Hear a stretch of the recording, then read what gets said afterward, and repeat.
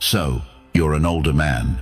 Maybe you're in your 40s, 50s, or even 60s. You've seen the world, built a life, maybe even survived a few heartbreaks. And then along comes this young woman, vibrant, full of life, a little wild, a little mysterious. And for some reason, she gives you attention, not just polite small talk, but real attention. And suddenly, whether you admit it or not, you start feeling alive in a way you haven't yet in a while. It's flattering, it's exciting, and it's exactly where most men start making mistakes they don't even realize they're making. You see, there's something very specific that happens when an older man is drawn to a younger woman. He forgets that he's already complete. He forgets that all the years, the battles, the lessons, those are his power. But in that rush of dopamine, he starts adjusting. He starts softening his edges, shrinking himself down, trying to fit into her world, instead of standing solid in his own. And that's when the dynamic flips. She stops seeing a man and starts seeing a guy trying to impress, trying to be cool, trying to win her. And just like that, the attraction disappears. This video isn't about judgment, it's about clarity. It's about helping you keep your dignity, your masculinity, and your self-respect intact in the face of temptation, admiration, or even genuine connection. We're going to talk about what not to do when you're in the presence of a younger woman, and how a stoic man, a grounded man, a man in full possession of himself would approach this entire situation differently. These aren't just dating tips, they're life strategies. So if you're tired of being confused, manipulated, or thrown off course by someone who hasn't even lived half your life yet, this is going to be a wake-up call. You didn't. I know you need it. Stick around, because by the end of this, you're going to see exactly where men fall and how. You can rise by doing less, not more. Number 1. Don't try to be her age. You're not her peer. One of the most common mistakes older men make when engaging with younger women is trying to shrink themselves down to her world, trying to talk like her, dress like her, or pretend they get her pop culture references. It usually starts from a good place, a desire to connect, to relate. But what actually happens is the complete opposite. You lose the very thing that made you interesting in the first place. The moment you try to act like her peer, she stops seeing you as the grounded, composed, experienced man, and starts seeing you as someone trying too hard. And no matter how subtly you do it, she can feel it. Women, especially younger ones, have a sixth sense for authenticity. When an older man tries to be cool by mimicking her lifestyle, it feels off, not because of the age gap, but because of the insecurity underneath. The reality is, your age is not your disadvantage, it's your edge. You've lived, you've failed, you've risen again. You carry something she doesn't even understand yet presents, a deep, unshakable presence that only comes from time in the trenches of life. That's what draws her in, not your ability to name some trending TikTok dance or quote her favorite Netflix show. But too often, older men feel they have to keep up, when in fact, the most attractive thing you can do is slow down, be still, be solid. Let her run her youthful energy around you while you stand firm in your center. Let me give you a real-world example. Imagine you're on a date, and she mentions how obsessed she is with some 23-year-old influencer. You could pretend you know who that is, laugh along, maybe even pull out your phone and fake scroll like you follow them too. Or you could simply smile and say, I don't follow that stuff much. I'm more into conversations that don't disappear in 24 hours. But one sentence, that's strength, that's difference, that's mystery. And that's exactly what catches her off guard in the best way possible. Not because you're trying to be her, but because you're reminding her you're not. That's the paradox. The moment you stop trying to be relatable, you become magnetic. Number 2, don't become her emotional sponge. Another trap older men often fall into is becoming the emotional sponge for a younger woman, absorbing all her chaos, confusion, and childhood wounds in the name of being there for her. It starts innocently enough. She opens up about her past. Maybe her ex treated her badly. Maybe her parents were never around. Maybe she's working on herself. And because you're older and emotionally mature, you listen, you want to help. You feel like, maybe, just maybe, she sees something in you she can't find in boys her age. But slowly, you find yourself being her therapist, her emotional dumping ground, her midnight phone call when life feels overwhelming. And deep down, you think this is building a connection. You think, if I'm the one who understands her, she'll choose me. But the truth, that's not romantic bonding, it's emotional outsourcing. Especially younger ones will often unconsciously gravitate toward or older men for a sense of stability. But if you confuse emotional caretaking with attraction, you'll get stuck in the most frustrating position possible, the friend zone dressed up as intimacy. You'll hear about her bad decisions, her confusing dates, her mental health spirals, but none of it will lead to respect or desire. Why? Because a Stoic man doesn't entangle himself in drama to feel needed. He provides calm by simply being calm. He listens without rescuing. He offers insight without investment. There's a difference between being emotionally available and emotionally absorbent. One is grounded, the other is needy, dressed up as nice. Imagine she calls you crying about her latest situation, and instead of diving into fix-it mode, you just say, "That sounds like a lot. I hope you give yourself space to figure it out." That one line, it signals that you're present, but not caught. She feels seen, but not able to latch on and pull you into her emotional storm. That's Stoicism in practice. It's not about being cold. It's about knowing the difference between offering presence and sacrificing your peace. A man who's mastered his emotions doesn't let someone else's turbulence pull him off course, no matter how pretty the storm looks. Number 3, never chase her validation. Let's talk about a mistake that quietly kills the respect dynamic between an older man and a younger woman chasing her validation. It doesn't look like desperation at first. It starts subtle. You compliment her one more time than she deserves. You wait longer for her replies. You soften your standards just to keep her interested. You change your tone. You filter your truth. All for one thing, her approval. But here's the thing, the moment you need her validation, she loses interest. You're not just a man anymore. You become a performer. You stop leading and start pleasing. You're not in your masculine. You're orbiting her emotional world like a moon desperate for gravity. That's not attraction. That's erosion. And for a younger woman, someone still learning who she is, still exploring her identity, this becomes a power game. Not always consciously, but instinctively. She senses when your center is off balance, when you're bending instead of standing. And instead of admiring your flexibility, she starts to test more. Pull back, go cold, just to see if you'll chase again.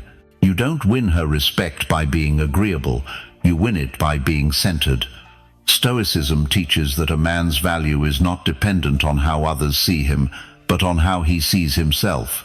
As Marcus Aurelius said, "It never ceases to amaze me. We all love ourselves more than other people, but care more about their opinion than our own." Flip that. When you stop caring about her approval, you regain your power. Let's get practical. You're texting a younger woman. She takes 5 hours to respond. You notice it, but you don't panic. You don't double text. You don't send a meme just to reopen the convo. You continue living, training, building. You let her come to you. And if she doesn't, you still win because you didn't compromise your center. The moment you chase her validation, you lose your edge. And for older men, this is even more critical, because your value isn't in being fun or relatable. It's in being grounded, unshakable. That's what draws her in the contrast. your emotional stillness against her chaotic curiosity. Here's the deeper issue. Most older men chase validation because they fear irrelevance. Society whispers, "You're too old to compete." So when a younger woman shows interest, they overinvest. They think, if I lose her, I won't get another chance like this. That's scarcity talking, not truth. You're not losing a chance, you're dodging a trap. Validation chasing also leads to self-betrayal. You start agreeing with things you don't believe in. You laugh at jokes that aren't funny. You tolerate behavior that insults your standards, all to keep the peace. But here's the paradox piece: at the cost of your identity isn't peace, it's self-erasure. And women can feel it, especially younger ones. They're drawn to older men because they want someone who won't bend to them, someone who teaches through energy, not through lectures. When you stop chasing her validation, you give her something far more magnetic, something to prove herself to. Let me tell you about Tom. Tom's 48, divorced, successful. He started dating a 28-year-old. At first, things were exciting, but he started overcompensating, planning expensive dates, complimenting her constantly, adjusting his beliefs to avoid arguments, and slowly she started pulling back, less engaged, less respectful. One day she told him, "I just don't feel that spark anymore." What she really meant: you lost your edge. After the breakup, Tom shifted.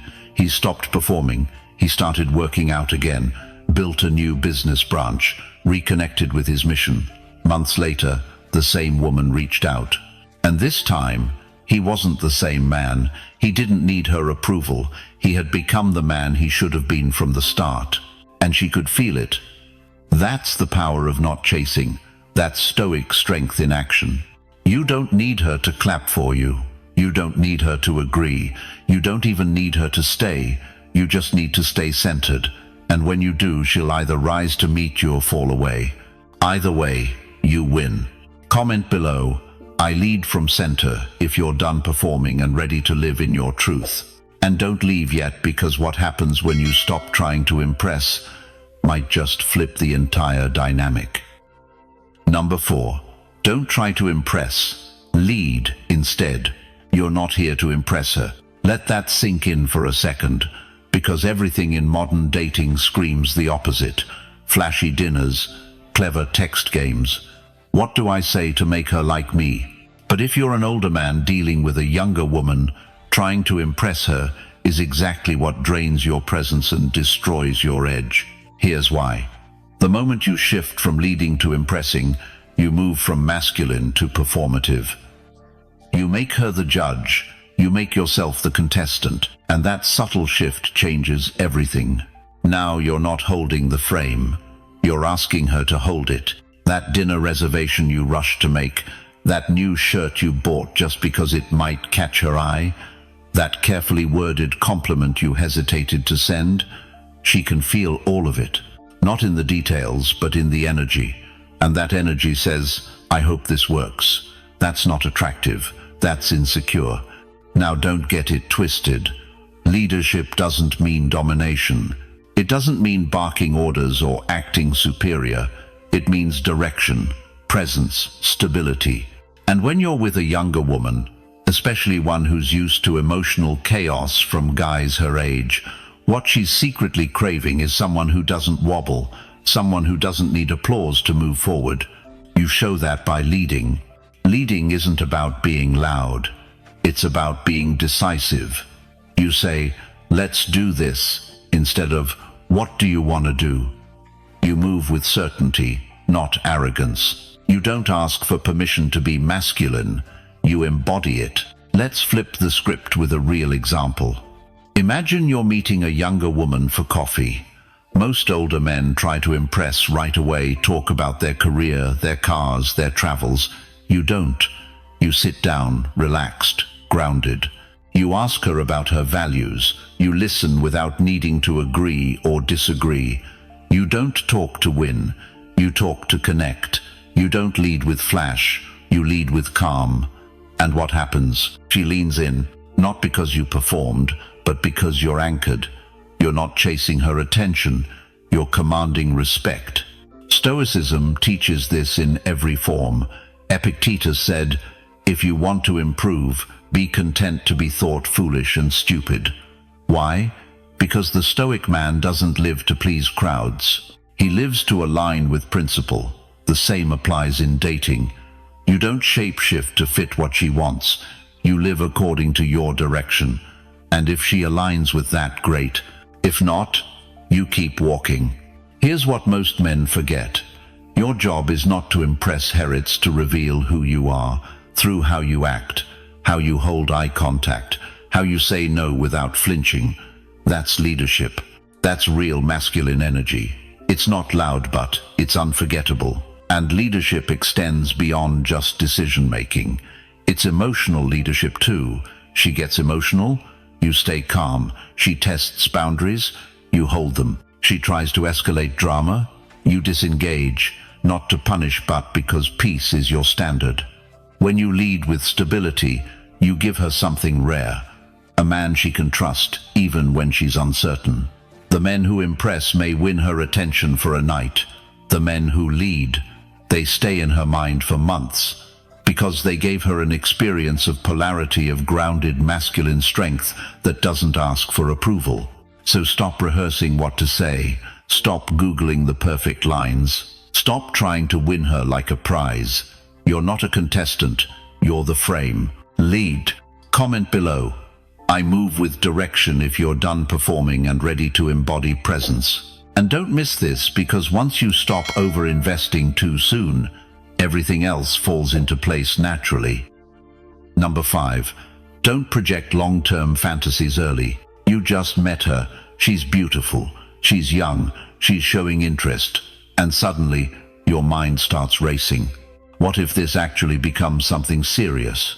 You picture vacations, dinners with her family, maybe even marriage. You imagine what it would feel like to have someone this vibrant beside you long-term. You play out scenes in your head and none of them have happened yet. But your emotional investment is already real. That's the danger. Because the moment you start projecting a future with her too early, you stop seeing her clearly. You stop observing and start imagining. And that imagination becomes a trap. Here's why. You begin to respond to who you hope she is, not who she's actually showing herself to be. Every red flag becomes just a phase. Every gap in values becomes something we'll work through. You minimize what matters because you're addicted to the fantasy, and when that happens, she feels it. Not in your words, but in the energy. She feels the weight of your expectations. She feels your rush. And for a younger woman, that pressure isn't flattering, it's suffocating. She didn't ask to be your forever. She's just getting to know you. Let's ground this with something Stoic. Epictetus warned, when you are about to put your hand to something, remind yourself what it is. Dating isn't fantasy building, it's data collection, especially early on. Your job isn't to imagine where it could go, it's to pay attention to where it is, and most importantly, to see clearly. When you project too far ahead, you stop being present. And presence is everything. You miss key signals. You tolerate behavior you wouldn't accept from anyone else. You justify things like disrespect, inconsistency, or immaturity because you're already emotionally attached to a version of her that doesn't even exist yet. And here's what happens when you do that. You start to overcommit. You make sacrifices too soon. You shift your schedule. You neglect your priorities. You skip workouts. You cancel on your friends. You drop boundaries, all for the potential of something meaningful. But potential is fantasy. Patterns are reality. If her actions show you flakiness, immaturity, or selfishness now, that's who she is today, not the woman she could become in your mind.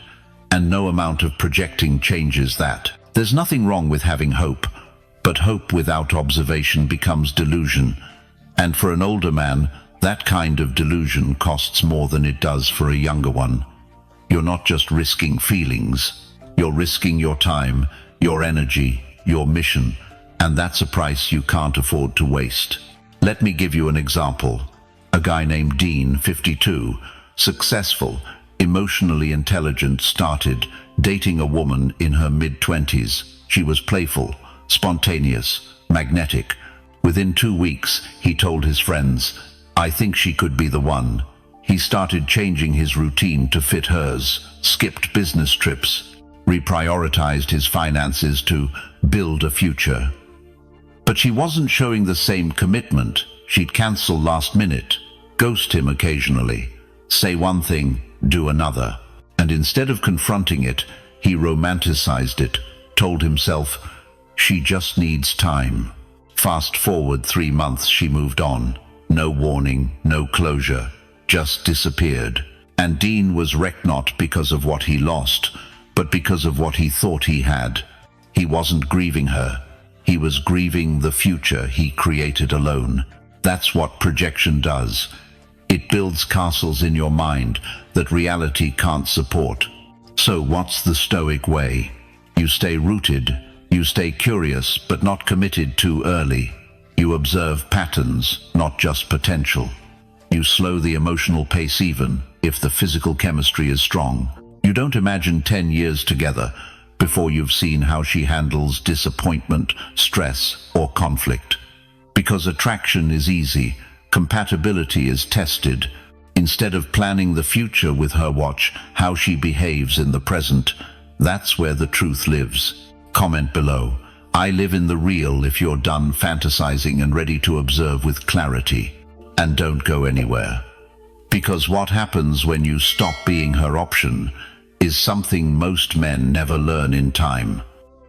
Number 6. Don't be her backup plan or emotional filler. Here's a hard truth most men don't want to admit. Sometimes you're not the main guy in her life. You're the just in case, the maybe, the emotional crutch she leans on when the guy she really wants isn't around.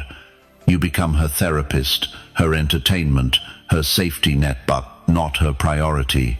And if you're not careful, you'll confuse attention with affection. She texts you when she's bored, calls you when she's sad, flirts just enough to keep you around, but never fully commits. One day she's warm, the next she disappears for a weekend and comes back like nothing happened. You justify it. You say, she's busy, or she's figuring things out. But deep down, you feel it. You're not her first choice. You're her convenience. And that should never be your position. Because here's the truth.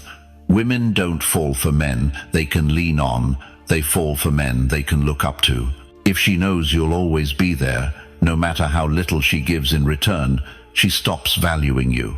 Not because she's cruel, but because humans naturally devalue what's always available, especially when it costs them nothing. Stoicism teaches us to honor the self, to withdraw from anything that disrespects our standards. Seneca wrote, "Associate with those who will make a better man of you." The inverse is just as true. Avoid those who reduce you to half of who you are. Being a backup plan is a silent killer of masculine energy, because slowly, without realizing it, you start to shrink yourself. You become more agreeable, less honest. You filter your truth so she doesn't walk away.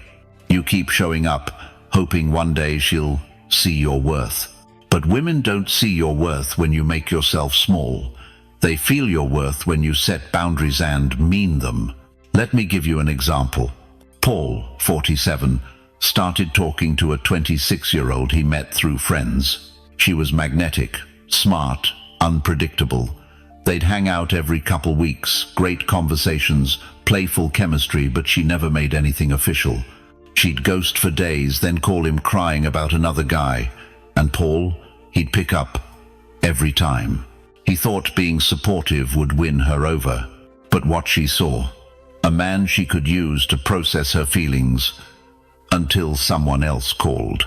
One day, she told him, "You're like my safe place."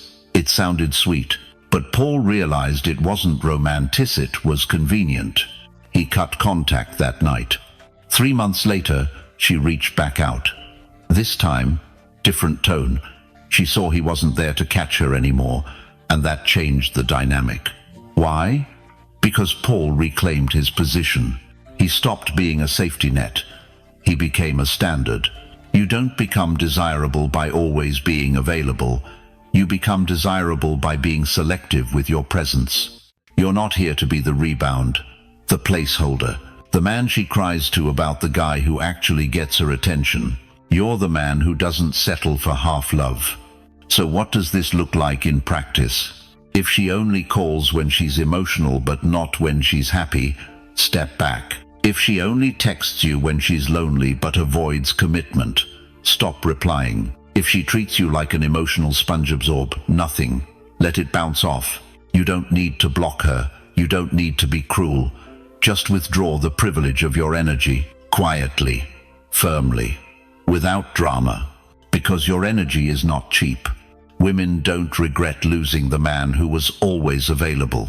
They regret losing the man who knew his worth and walked when things felt unbalanced. That's the Stoic move. Calm, clear, detached. And if she comes back, it's not because you begged. It's because your absence spoke louder than your presence ever did. Comment below. I won't be her option if you're done holding space for people who won't hold you. And stay right here, because what happens when you finally put your purpose first is what truly separates you from every man she's ever known. Number 7. Never lose your mission for her. This is where a lot of strong men get weak right here. Not when she ignores you, not when she tests you, but when she starts to feel special, when things get emotional, when the chemistry is high and you start to think, maybe she's worth bending for. And little by little you shift. You skip a gym session, you postpone a work goal, you put off that business idea, you spend less time with your circle, more time on your phone.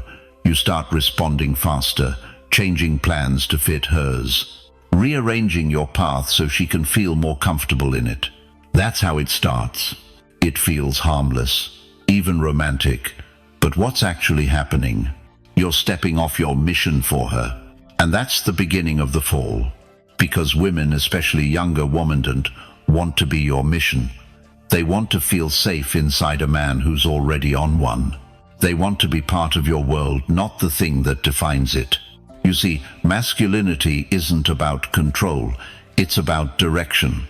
The more clear and grounded your direction is, the more magnetic you become.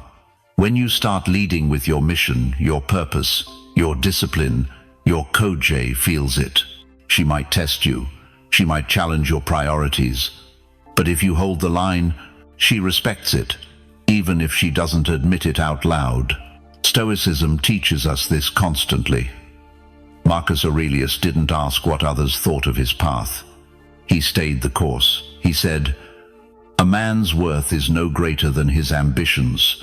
So let me ask, what do you become when you trade your ambition for comfort? You become forgettable. A man without a mission is just waiting to be replaced. He becomes emotionally dependent, reactional. He lives and dies by her moods, and she can feel it. And once she feels that shift, once she becomes the center of your energy, she will either lose interest or, worse, lose respect. Let me show you how this plays out. There was a guy named Jordan, 45, high-level exec, built a successful company from scratch. He met a woman in her mid-20s, brilliant, playful, beautiful. She challenged him. He liked it. They got close. But over time, he started changing things.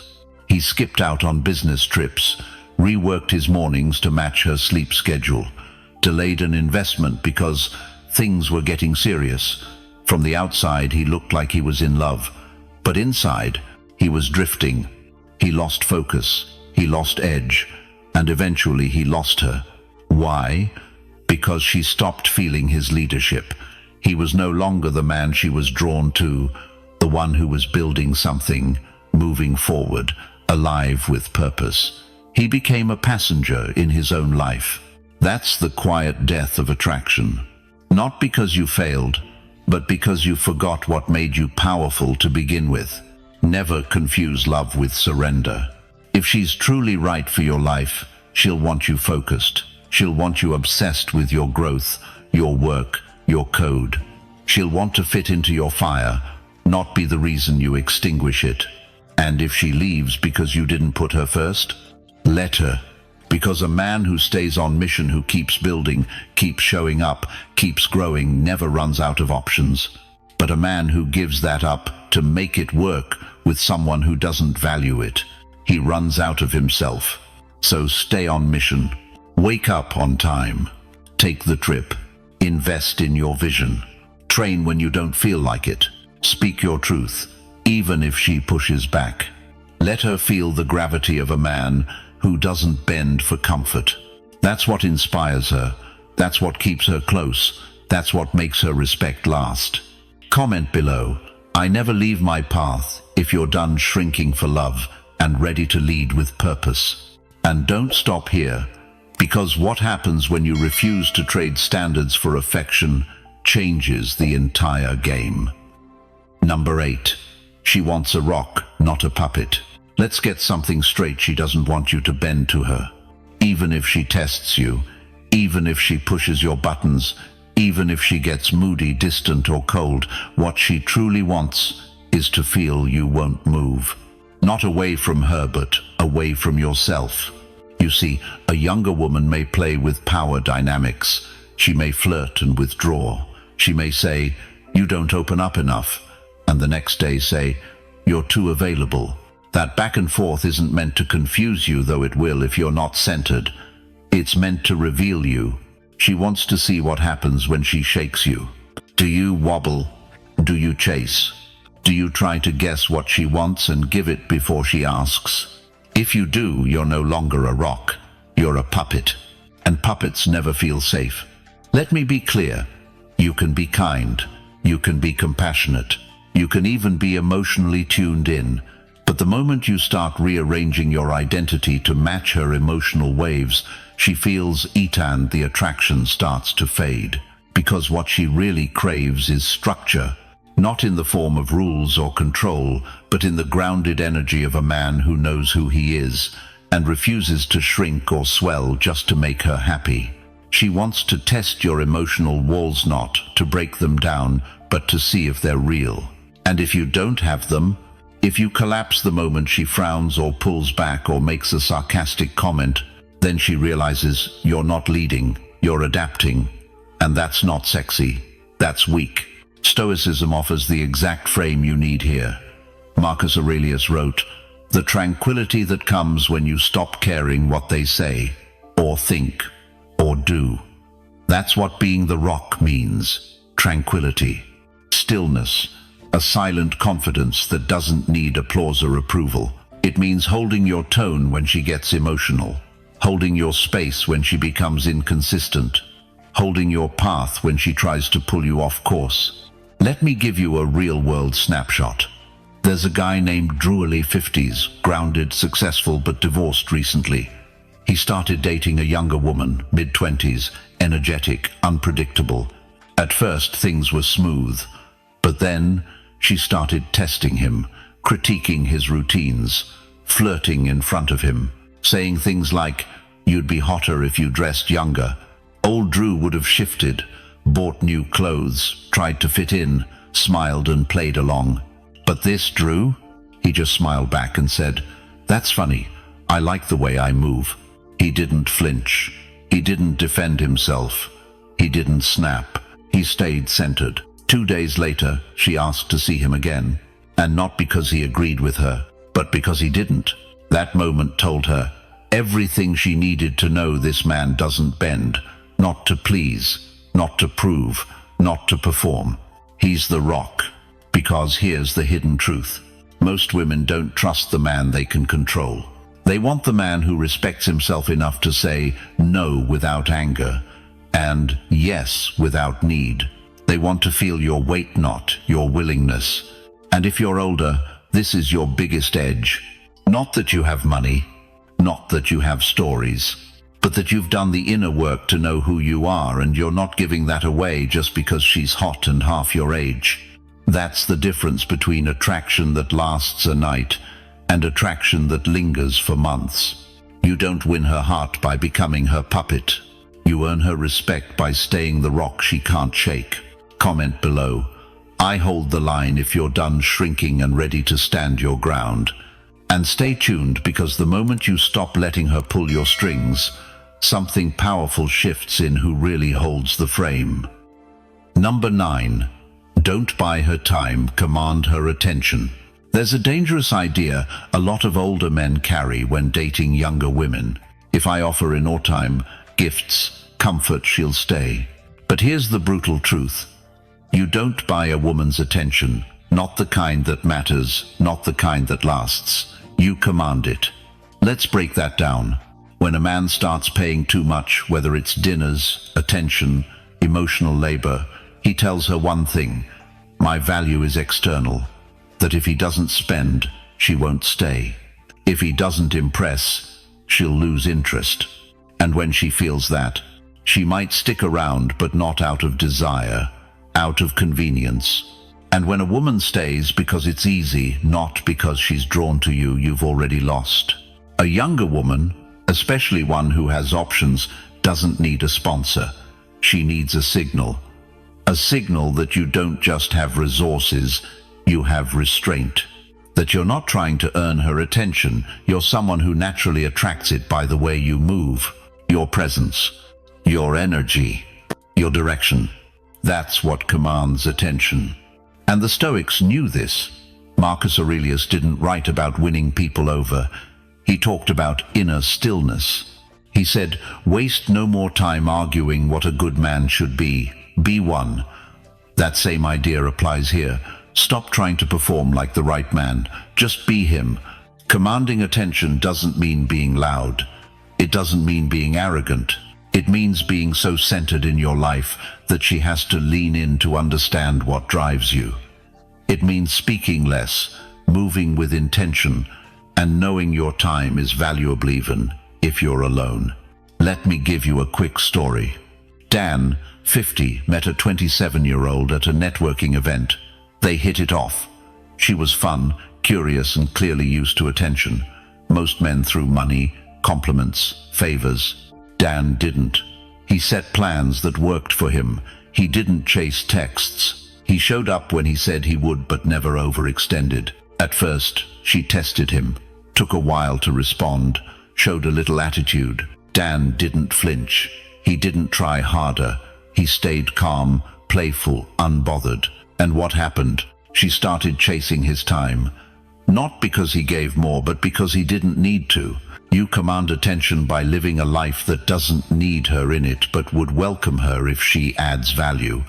You're not trying to earn her interest. You're giving her the opportunity to experience your gravity. Comment below. I don't chase if you're ready to stop buying and start embodying real presence. And stay right here, because once you stop performing for her attention, you unlock something she didn't know she needed. Number 10. Let her earn your depth. You've got years behind you. Lessons learned the hard way. You've been through heartbreak, wins, failures, doubt, rebuilding. You carry scars, visible or not, that younger men don't have yet.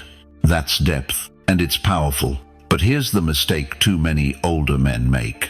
They give that depth away too easily. You meet a young, beautiful woman. She's magnetic. She smiles. She listens. And suddenly, you're opening up everything. Your stories, your beliefs, your fears, your past. All laid out in front of someone who hasn't earned it yet. And you think that vulnerability will make her feel closer. But sometimes, it just makes you feel lighter and her feel overwhelmed. Because real connection isn't built on how much you reveal. It's built on what she proves she can handle. You don't owe her your story, not on the first date. Not because she's pretty, not because she seems different.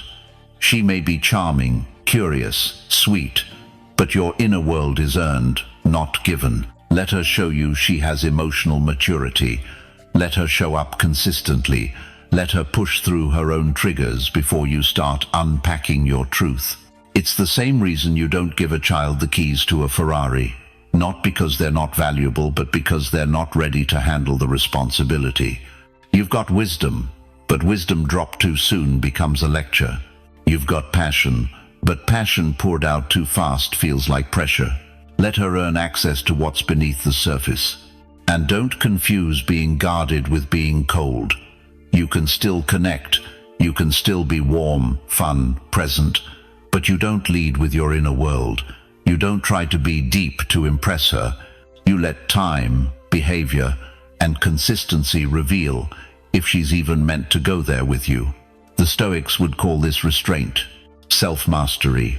Seneca once said, "As is a tale, so is life.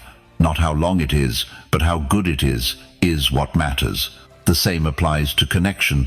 It's not about how fast you get deep, it's about how real it becomes when you do. And real depth can't be rushed. Let me give you an example. Mark, 53, met a 29-year-old artist. On their first few dates, she kept asking deep questions: childhood, trauma, philosophy. Mark felt tempted to open the vault, but he didn't. Not because he was hiding, but because he was listening. Instead of sharing his whole story, he flipped it. He asked, "How do you usually handle conflict?" He watched how she reacted when something didn't go her way. He paid attention not just to her answers, but her energy. Weeks later, after she'd shown emotional steadiness, integrity, and real curiosity, he opened up. And it landed. Because now she was ready. Now, she earned it. That's what makes your depth valuable. It's not how much you share, it's that not everyone gets to hear it. Comment below. I protect my depth if you're done giving your soul to anyone who smiles. That's it, brother. If you've made it this far, you're not like most men. You're not here just to chase attention or play surface-level games. You're here to lead, to grow, to master yourself. That's exactly what this channel is for. So if you felt any part of today's video hit where it needed, to subscribe right now. Not just to watch, but to walk with other men doing the same work. And if you want to go even deeper, if you want access to exclusive Stoic tools, longer form breakdowns, and a brotherhood of men who live by these values, join the Stoic Inner Circle. The link is below. You'll feel the shift immediately. Thanks for showing up today. And remember, you're not chasing her, you're building you. I'll see you right here tomorrow.